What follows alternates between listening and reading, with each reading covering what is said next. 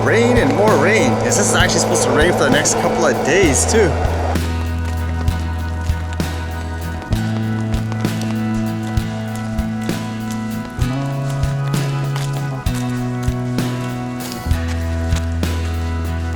I guess no flying the drone today unless for some miracle the sunlight comes out, which actually had happened before. That was actually one of the ways I got one of my best shots in terms of the sunlight going right through like the forest and all that. But in regards to drones, it's kind of interesting reading this today where there's lately been so many stories about how people can track drones because they want the ability to determine who's the rogue drone operator and stuff like that. But how about if all this data and stuff becomes compromised? So it's interesting reading this one. It says, exposed data shows where police departments fly their drones. Dronesense, which sells a platform for controlling drones to police, left customer data including flight plans exposed. And according to this, it says they sell a platform to government, law enforcement, and private clients for flying drones, expose a database of customer data, in some cases showing exactly where users program their drones to fly. And I guess in many cases, all their data in terms of government and private sector clients and all that. The exposure not only presented a significant potential risk for the integrity of law enforcement investigations, but also gives new insight into how many police departments, safety services, and businesses are using drones across the United States. Motherboard obtained some of this data and was able to plot drone flights from police departments onto maps. One showed a drone meticulously scoping out an apartment complex and its car park near Atlanta, Georgia. Another nearby flight marked as quote disaster assessment shows a drone flying over a playground. A third named mapping mission has nearly 24 so-called capture points, likely referring to spots for the drone to photograph, spread across a residential Washington, D.C. neighborhood.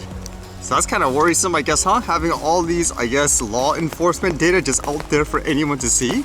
It says if Dronesense was breached, then it's just another example of law enforcement putting too much faith in new surveillance technologies without fully accounting for the risk. The database is separated by different organizations such as the Atlanta Police Department, Boise Fire Department, City of Coral Springs, etc., etc. And it says the list included over 200 different entries, although some of those appear to be a test or an administration account. And as a result too, with all this compromise, they said there was no camera footage or anything like that leaked out. But there were the specific details like saying the brand of each drone customer was using for the flight, the pilot's name, email address, and other technical information about the drone. It's kind of like that situation before where DJI had a compromise on their site, huh? Where you could see like IDs and everything like that. How long was this out there for? I guess that's kind of the troublesome thing too. It says here in a statement, Dronesense said the data was exposed for just over a month. Man, they make it sound like, oh, just over a month, that's a long time. So I guess the big thing from this would be there's a lot of people who don't want law enforcement to use things like drones. And I guess this will basically add fuel to the fire. It says when drones were first being incorporated into American airspace, there was much controversy about law enforcement use, with groups like the ACLU and Electronic Privacy Information Center saying that new privacy laws were necessary before the widespread adoption. And that reminds me of the other story where you guys may remember where DJI is apparently going to release an app in the near future where anyone can download it and identify exactly, I guess, who's flying the drone, where it is and all that. So it makes you wonder if that's going to be a security concern as well. Because I know some people said, okay, it's good, whatever. Like they're not doing anything. At the same time, people say it's going to be abused like crazy. So imagine something like this with a data breach. And I guess speaking of things like DJI and stuff like that, I know in places like the US, a lot of governments and militaries are saying no more Chinese-made drones, for example. And how about this one? It says, Japan Coast Guard to eliminate Chinese drones. Dozens of drones to be replaced by other models due to security concerns. The Japan Coast Guard plans to stop using drones and procuring Chinese-made drones in fiscal 2020 due to concerns over information security. It will be the second case in which Chinese products are barred from consideration by Japanese government procurement programs. Equipment from China's Huawei Technologies is also banned from consideration for government use. It says they're currently using a few dozen Chinese-made drones to conduct rescue and surveillance activities. The drones are reasonably priced and perform well, but will be replaced by non-Chinese models. The Coast Guard is tasked with search and rescue operations at sea, monitoring suspicious vessels such as North Korean fishing boats and safeguarding the waters around the Senkaku Islands. And I wonder if this is the reason too, because it says China also claims these islands, which it calls Diaoyu. So is it one of those things like, oh, you're giving your enemy the potential to, I guess, to shut you down or whatever? It says, quote, we know that a lot of the information is sent back to China from those drones. Ellen Lord, Undersecretary of Defense for Acquisition and Sustainment said in August, they are not something that we can use. And with it, DJI gave a response that says, at DJI, safety is our core of everything we do, and the security of our technology has been independently verified by the US government and leading US businesses.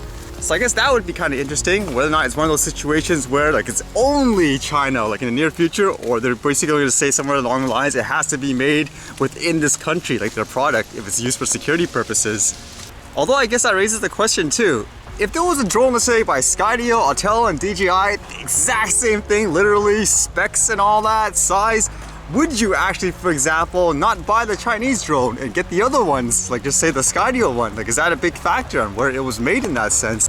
Or if it was cheaper elsewhere, how much extra would you be willing to pay just to buy something, I guess you could say, local in that case?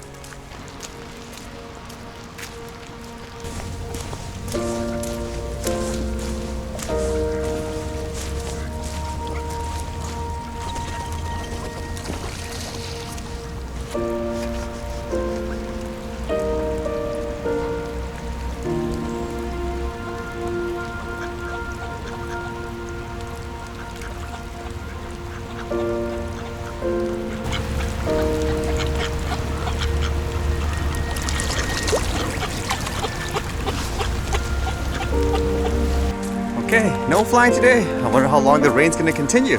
I guess it's time for the archive.